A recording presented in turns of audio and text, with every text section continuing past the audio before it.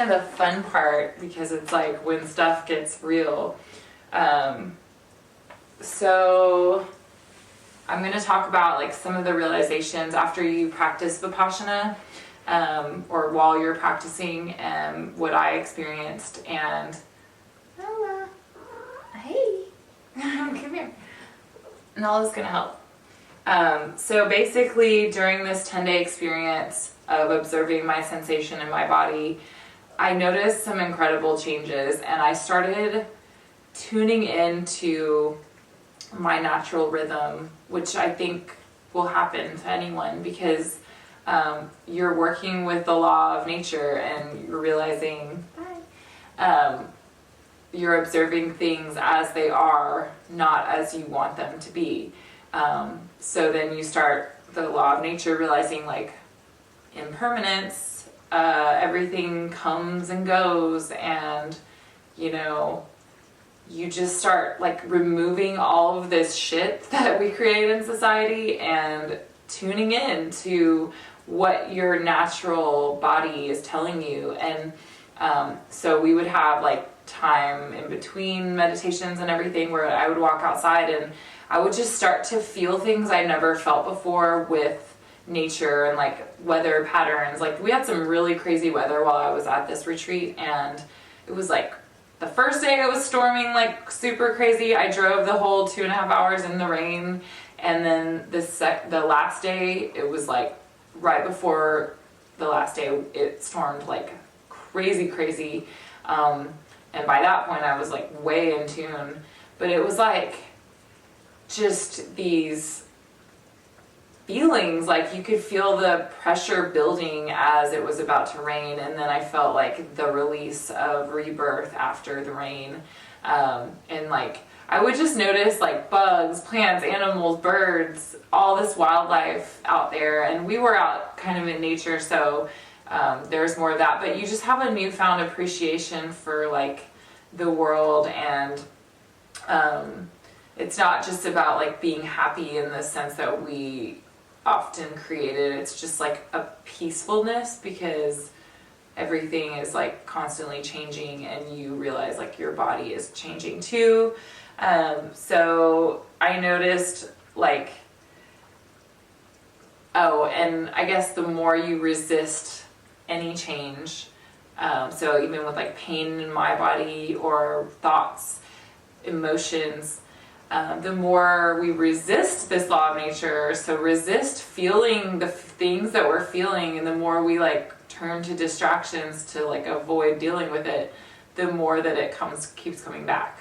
So I wanted to run away from this pain because it hurt and it sucked, and I didn't want to have to sit there because I had so many doubts that this isn't good for me. Like by the 3rd or 4th day, I just wanted to like leave and run away. Like I was like, I just don't think this is good for me. Like I tried, but I was like pretty determined. I kind of went in and was like, I'm gonna do this, and I'm a pretty determined person. So overall I kind of knew like I wouldn't be happy with myself if I didn't do it, but I definitely questioned by like the 4th day, like, what am I doing to myself? Because I've had this like back pain and stuff and anxiety, and it's just getting worse and worse and worse. So I actually scheduled an interview with the teacher and talked to her, but she always knew exactly what to say. And what happens is, as you're uncovering these deep layers of aversions and attachments that we've dealt with generating our whole lives, and not staying connected to our sensations, we uncover things, and they're called sankharas. And she said a lot of all this stuff came up at once, which is called a storm. So it just got to be overwhelming for me. Like I couldn't deal anymore. And so I told her, like, I just felt like I couldn't escape my own body, even when we weren't in the group meditations. Like I was trying to sleep. And the other thing is, I started, when you're meditating and getting really like in touch with your mind, this is all just what happens at first. So the more you do this and integrate this practice into your life, it's not going to be like horrible like this. It's just at first, you know, and it's not always going to be fun either. Even later on, you'll deal with stuff as life goes on.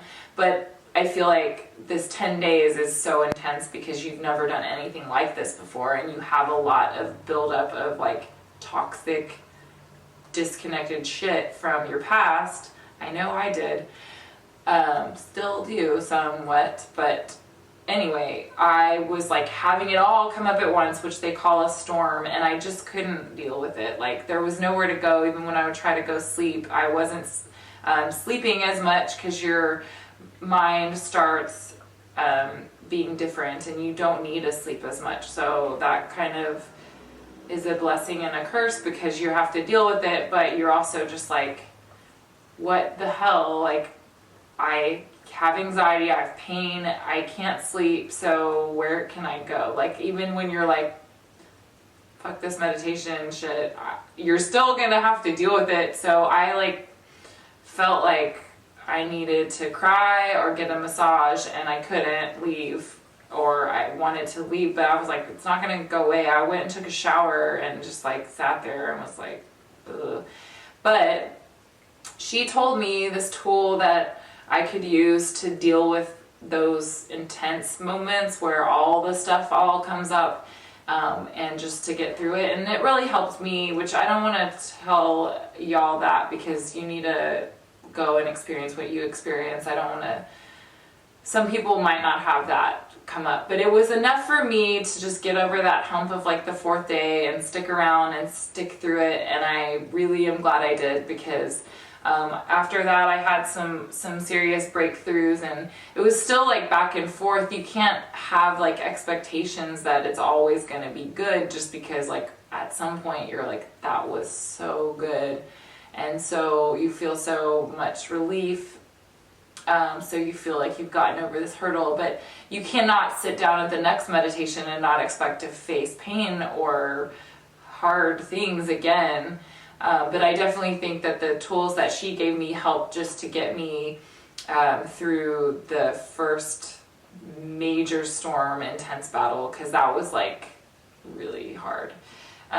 So let me see, what else was I going to talk about? Yeah, like you'll create problems in your mind. I started thinking about things in the external world, like I need to get my cell phone back because I have to deal with this. I need to text this person, or, you know, and it's like, I'm already a pretty deep thinker, which is like why I wanted to do this, to like my mind. But I definitely had a lot of like attachments in the world, and I was like trying to make, my mind wanted to make them bigger than what they were. So it's funny, like afterwards you'll realize like that wasn't that big of a deal, but at the time you think it was, the world is going to end. I think I already talked about like my leg would fall asleep. It was just like, this can't be good for me, but you just leave it alone and don't react, and it like either comes back, or, you know, there was definitely meditation hours where I would get up and like not be able to walk for a little while, but then you just stay connected to your sensation, and everything comes and goes and comes and goes. So your body bounces back, and the more times that you don't try to like stretch or pull on something or whatever you do to normally get that sensation, the more you just let it be, the better your body gets at just staying connected and not having that even happen in the first place. But it's just something you have to experience. So yeah, with the whole idea of observing the law of nature and tuning in, you know, the law of impermanence, realizing that everything is impermanent, and this pain or this pleasure is not mine to bear, because that's not like who I truly am. All of these other really amazing realizations happen, and it's just like a feeling you get about life. And so you kind of realize like just how pleasure and pain are so intertwined, and we always want to feel happy and feel pleasurable, but we don't realize like attaching to that, we fall in love or whatever, like we meet someone really cool or have a awesome cat. I don't know. Anything, even if it feels really good, if you define yourself by that and attach to it, you're just like setting yourself up for the other side, which is like total disappointment. So you need to find this balance in order to be able to enjoy life and experience those pleasurable things, but to not just set yourself up for like the deep sadness that comes with like when you're so attached to something and then it goes away.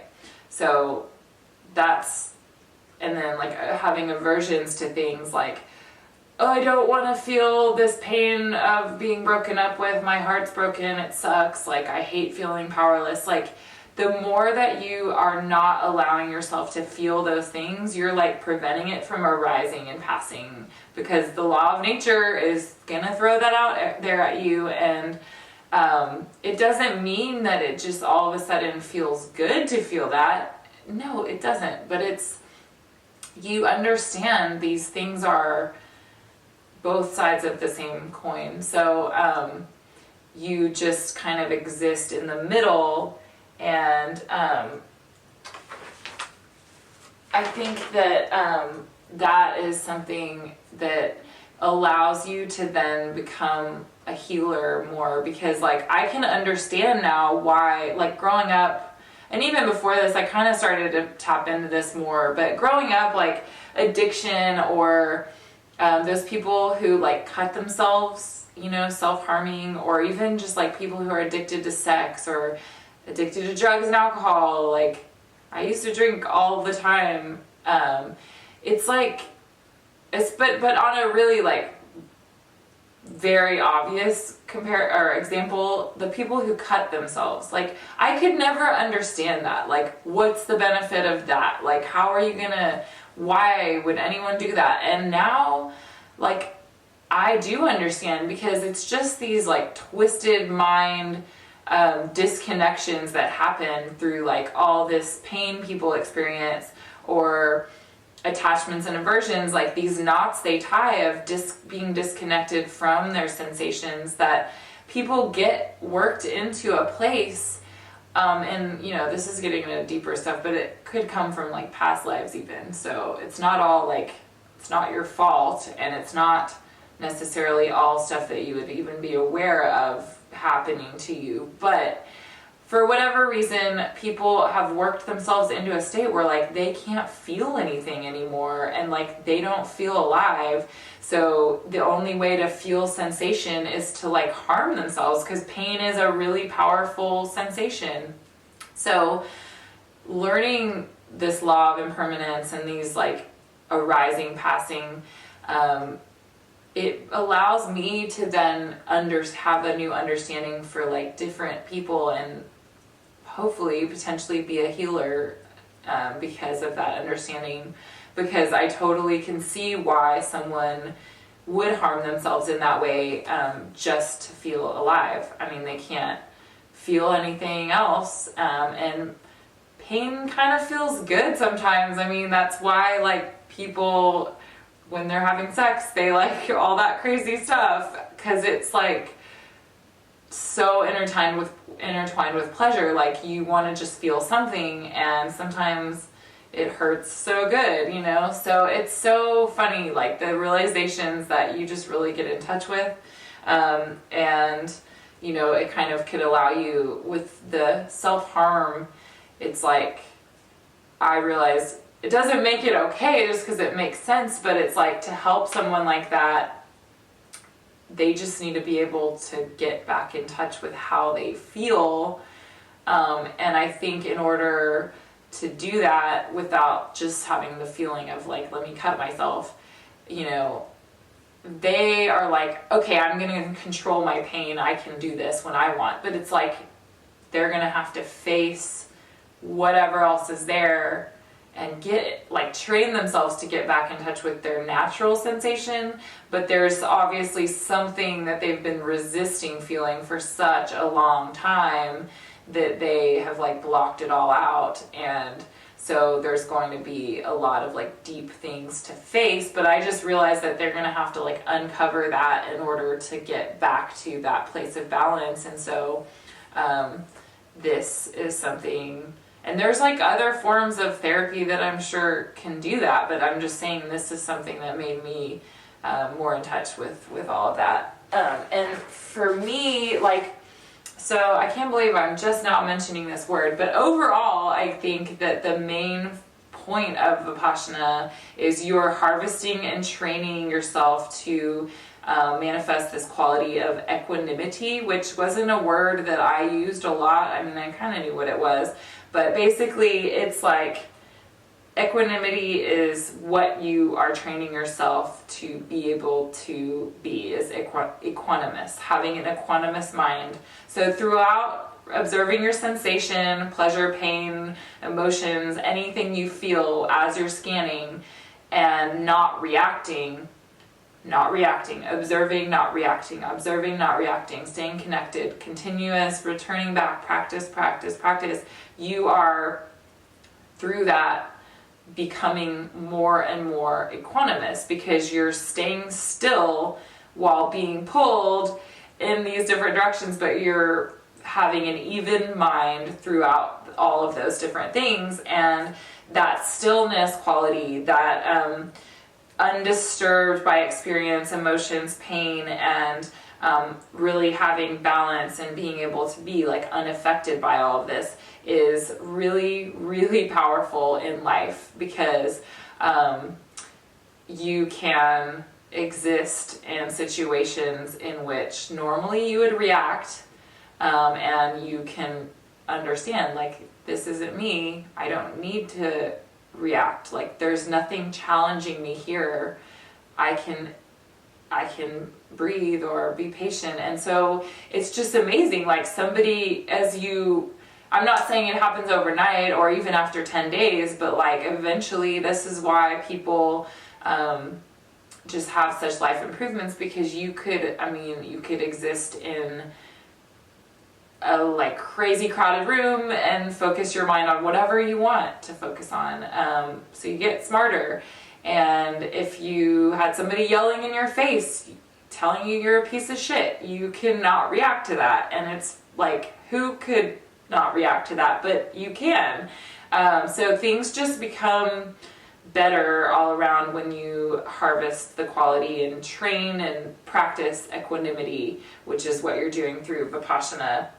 And this was something really powerful for me, just what equanimity is. And so I scheduled an interview one day with my teacher, and I told her, like, I'm really noticing changes. I like this, and I think it's great now. I understand more.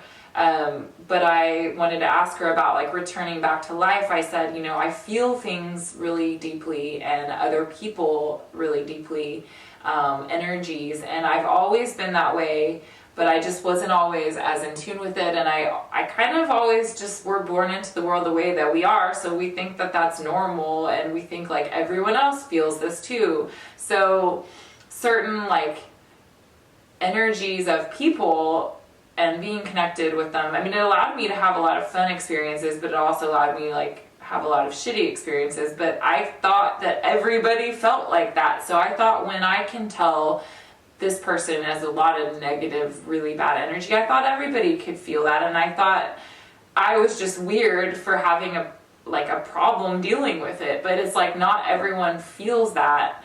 So anyway, I asked her, well, when I have to like go return back to life and put myself in situations, like work is a big one, where you're having to work with people who are just like really negative people and bring a lot of like hard, bad energy to the table. Like, how do you stay equanimous? Like, or like, I don't think I said that. I think I was just like, how do you deal with that? Because I want to be connected and open to stuff, feeling, but I don't want to always have like someone else's energy become mine.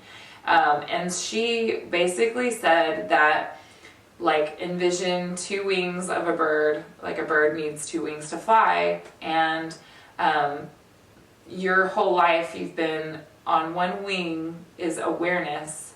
So you've had this awareness where you can feel everything, and that's really good that you have that. Like, some people don't even have that, so they're not even going to fly. But everyone can have it, so it's something we all do have inside of us. But like, I've had that, but I haven't had this other wing, which is equanimity. And this allows you to feel what you're feeling from other people, but to realize, like, you don't have to react. And then you are able to, like, check in with yourself. And Olivia put it this way, which is cool. You feel what this person, like, if you go to work and your boss is not happy, you check in with yourself as you're feeling that sensation, and you know, all of a sudden, with your equanimous mind, you're like, wait a minute, is this me I'm feeling? Like, was I feeling this way before? Like, was I feeling nervous or sad or whatever? And it's like, all of a sudden you can say, like, no, this is not me that I'm feeling. This is them and their bad energy. And like, you don't have to bear it all of a sudden. So awareness wing, equanimous wing. And she said, if you harvest and train yourself to have this quality, then you can truly fly like a bird. So you can kind of have this, like, balance in life that is so important, but you can still experience, like, the joy and everything, and you just won't get, like, blown all over the place in the wind, because you're not trying to fly around with a gimpy ass wing. So I thought that was a really cool analogy, and it means a lot to me, and I do think that's true, and I'm noticing changes. So and yeah, next I'm just going to talk about quickly, like, how certain things have manifested in my life and what happens after. So after, like, 10 days of Vipassana, intense meditation, crazy ups and downs, and realizing lots of things, how do you go back into life? Well, they gave us a buffer day on the end, because I think they were like, we don't want to throw them back into this crazy world of created problems and attachments and aversions, and, like, they haven't been talking for 10 days. So yeah, they gave us a day where we got to get our phones back, or like any belongings that you have, we got to break the noble silence. So we started talking to our roommates, and guys and girls were still pretty much separate, but dining, you could talk if you wanted to. None of us were really concerned with talking to guys at that point, honestly. But so it was cool though. Like, that was another thing. I bonded a lot with these people, and I didn't even talk to them for 10 days. It was just like the energy you felt from them. So we all exchanged emails, and we're going to be, like, lifelong friends. So that's pretty cool. And I basically have noticed immense positive changes in my life. Like, certain things I just learned about myself, you know, like, a lot of my anxiety comes from a lot of things, but, like, attachments, in past relationships and things like that, just, like, getting disconnected with my true self and realizing, like, I don't need to hold on to that. Like, it's okay. That pain isn't mine. It's someone else's, or, you know, whatever. And then also just, like, really extreme, and they're all these things are tied together, but, like, extreme irritability and impatience. So, like, I'm always, like, trying to think of, like, the next moment and the next moment, instead of just, like, being like, this moment is good enough. And so I get tense, and I'm like, when am I going to get there, or whatever. And I noticed, like, after this 10 days and just tuning into, like, your natural rhythms, there's, like, this underlying peace in all things. So it's, like, so incredible how no matter, like, what happens now, it's like, you just know, I know that things are going to be okay. Like, I almost feel like I could, like, die tomorrow and it's just fine, because I know that's what is like meant to happen. So I know some people are gonna think that I'm being crazy, but I don't know, it's so like you just feel really like supercharged and understanding everything, and like the impatience, like I dealt with that while I was there, like in some of the what do they call them, the like lecture thingies, the discussions, what do they call it? Anyway, there's like a night, every night we have to watch a video, and it's freaking long, and he's kind of hard to understand because he's got a huge like language barrier accent, and it was just like annoying sometimes because I was tired and I didn't want to sit there, and you can't lay down, so it was just like really dealing with impatience. But I had to start checking in with myself and saying like, you're gonna be here regardless, like why are you making it harder on yourself? Like just accept this as it is. And I kind of started getting way better at just letting it go, like okay, like this is where you're at, and you can either make yourself have like tension in your stomach that turns into tension in your neck, or you can just breathe and like face what you feel so that it can go away. And I noticed on the way home, actually, I wanted to get back to Austin, and I was so like happy to just come home to like see my cat and other stuff going on in my life. So it was pretty, like I was ready to go. And like on the way home, it's funny, everything becomes sort of a meditation in life, which is a huge responsibility, but it's also like a blessing, because I mean there's no turning back once you open the door to this, and it's not even something that you have the choice. The door starts opening and you have to like either go in or stagnate and sit there and avoid it. But like this responsibility comes with all of it, because you can't go back to how life used to be, like when you didn't know any of, like you didn't have to think about any of this kind of stuff. But now everything sort of becomes a meditation, like challenges. So I noticed on the way home, I immediately was like faced with this situation in which there was a wide load vehicle transporting like a highway beam or something on the road. And it was a road that should have been like 80 miles an hour, but they were going like 40.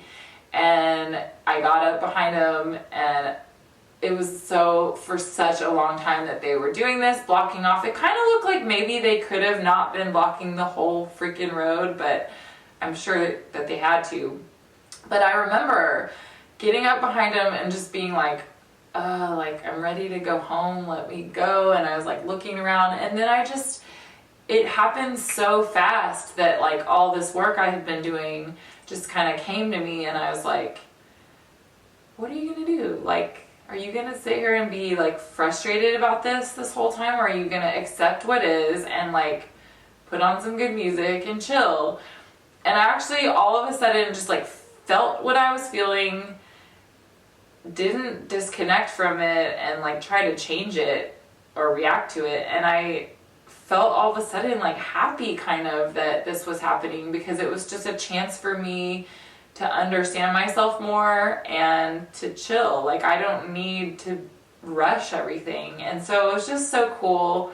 Other people on the road, like this guy was in a big old truck next to me, and I kind of looked at him, and I remember like feeling what he was feeling, like he was pissed about it or frustrated too, but I kind of gave him a glance. I was like, yeah, it's all right. And I could tell like just that little like thing I threw out there just made him kind of like realize, yeah, let's just chill, let's just like drive, and it's gonna be all right. And like it was funny, I felt like I had the ability to affect the world in that way. Like what you put out there does make a difference, and I think that's what is so beautiful about Vipassana, is that throughout the experience, in the end, you'll realize like they're doing this all around the world, and this whole system of the way they do it allows you to share it with others and go host or go serve, volunteer, donate, so you can't even donate or serve, give your service, volunteer until you have done a retreat the first time. So once you understand what it is, it really makes you want to give back. And it's all about understanding ourselves fully so that we can understand the world more and then make change. You can't really help others until you help yourself, and this was like a big, huge step in getting there. Which also brings me to other manifestations in life. You know, I've noticed that I felt a lot of inspiration to be creative. I've always felt that, but there was like something getting in the way of it, and it was a lot of like self problems and anxieties and like letting other people affect you so much. But I have felt so much inspiration to like act, sing, model, take photos, like all these creative, play guitar, like all these things that I wanted to do my whole life and I've kind of dabbled in, but I'm actually not afraid to do it now because I realize like it doesn't really matter if it succeeds, who defines that anyway, and like it's not about anyone else. It's not even really about me. It's about like what wants to channel through me. I just have to stay open to it and show up. So I felt like so happy and so inspired to actually make that kind of stuff happen. And like this video, for example, something that allows me to creatively express myself, but also something that's meaningful to me. And ultimately, I hope that it'll shine light for others to be more open to experiencing something like this, because it was like so life-changing. I cried at the end because I just felt like so connected to the world and just like wanting other people and myself to be happy. That's like what we all want, even the nasty people in the world. Yeah, and then just like the key is practice. So as you have this isolated experience of 10 days, it's actually allowing you to really approach stillness of the mind, and then you're put back in the real world where it's fucking crazy and you can't mimic that experience. But at the very least, what you want to do is to practice in the morning and at night, 1 hour a day. And I've been really trying to integrate that. I do most days, but and it's not always on a regular schedule because I still have like sleep issues, but integrating that into your life is the only way that it's going to like stay around and keep manifesting these positive changes. But you don't even really do it with that kind of like attitude or intention. It's just something that happens. So like I'm not necessarily thinking about life like, oh, I just want to get this out of, like, I want these things or whatever, but it's just like staying connected to that automatically happens. And then the things that go like that you might have wanted, you kind of realize like, well, something else will just come to me, like, so it's all like much more understanding about balance and change. And so it's really nice because for me, like right now I feel really happy and like a lot of stimulus, and I feel like a new rebirth, but I'm not at least I'm trying not to be like attached to it, just like riding the wave, and enjoying it while realizing like that can go away too, and that's not defining who I am. I've been through a lot and I will continue to survive, So there's just this like underlying / overarching peace that exists in all things, and I understand it more, and knowing that everything that happens isn't about you. It's like your ego isn't involved. So someone can like hurt you really bad, or like at this point I guess it wouldn't hurt you as much, but like they can do something really awful to you and you realize like that's them, that's not me, like, and it's just things that need to happen so that you can learn lessons. And even like death, that's something like it's not like it's just easy to lose someone and not feel any like hurt or sad about it, like, but you just allow yourself to feel that more and realize like what it is, and that no one ever like truly goes away. Like there's just like, I think Einstein or something is like, no energy is like created or destroyed, only changed. I truly believe that. Like these things that we create into forms are not really, they're real to us. We are on this plane of existence, but they're not the only thing that they can be. So when someone dies, like, you're not going to be able to touch them and have them laugh with you in the same form, but they're still here. So like, just realize that all things are just like constantly changing and evolving, and it's just this beautiful experience. And I think practicing is key. So you have to experience it for yourself to understand. And I hope that this video is still interesting, even if you haven't practiced any of it yet. But I'm so grateful. It's actually Thanksgiving today, and so what an appropriate occasion to put my thoughts onto video. But forever grateful for this experience, and I will continue to practice myself.